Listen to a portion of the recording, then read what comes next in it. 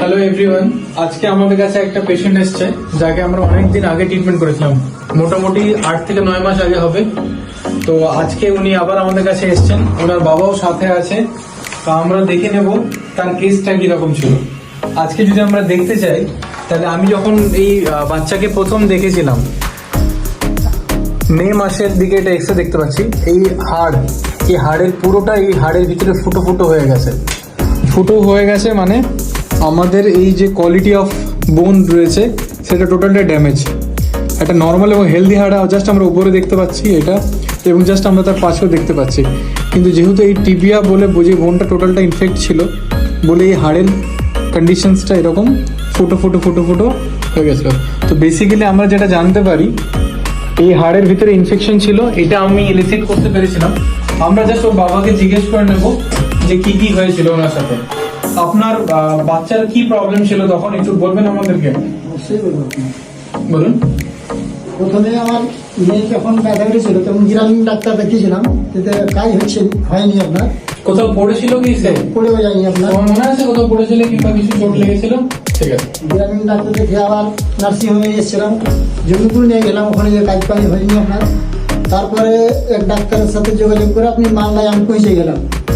ডক্টরের নাম? ডাক্তার যার পরিচালনায় গেছিলাম ওর ছিল সময় সরকার, আর যিনার কাছে আমি যেখানে সাকসেসফুল হলাম সেই ডাক্তারের নাম হচ্ছে নওয়াজ শরীফ, ডাক্তার নওয়াজ শরীফ। আচ্ছা আচ্ছা, ঠিক আছে। আমরা এটা জানতে পারলাম যে উনি আমাদের কাছে একজন পরিচিতি, আমাদের ওখানে এসেছিলেন। মালদাতে আপনি কোথাও হসপিটালে অপারেশন করেছিলেন? মালদা ডিআরএল হসপিটালে ভর্তি করেছিলাম। উনি আপনাকে আমার কল দিয়েছিলেন, তাই তো? আচ্ছা। তারপরে আমরা দেখলাম যে বাচ্চার আমরা এমআরআইও করেছিলাম। এমআরআই করার পরে আমরা এমআরআই স্ক্যানে দেখতে পাই যে হাড়ের ভিতরে এরকম ইনফেকশন, এবং একটা বড় ইনফেকশন এখানেও, টোটালটা হাড়টা ইনফেক্ট ছিল। এই সমস্ত জিনিস দেখার পরে আমরা ওনাকে অপারেশনের ব্যাপারে বলি।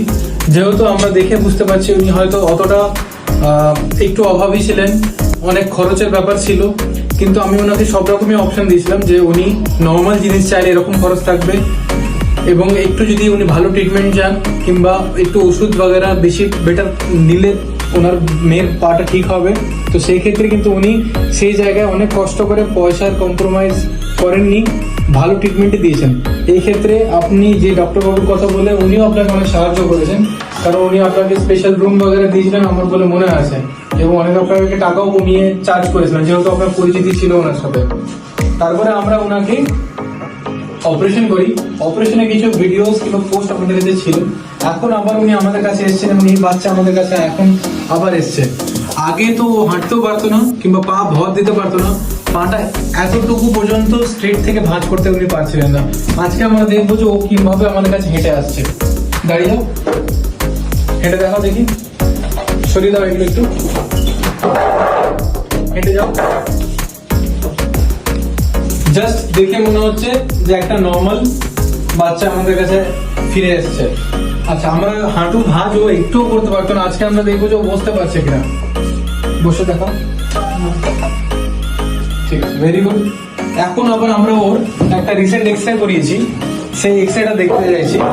সেই এক্সরেটা করানোর পরে আমরা দেখতে পাচ্ছি যে এখন যে ওর বোনের কোয়ালিটি টোটালটাই কিন্তু চেঞ্জ হয়ে গেছে। দুটো এক্সরে যদি আমরা আশেপাশে দেখি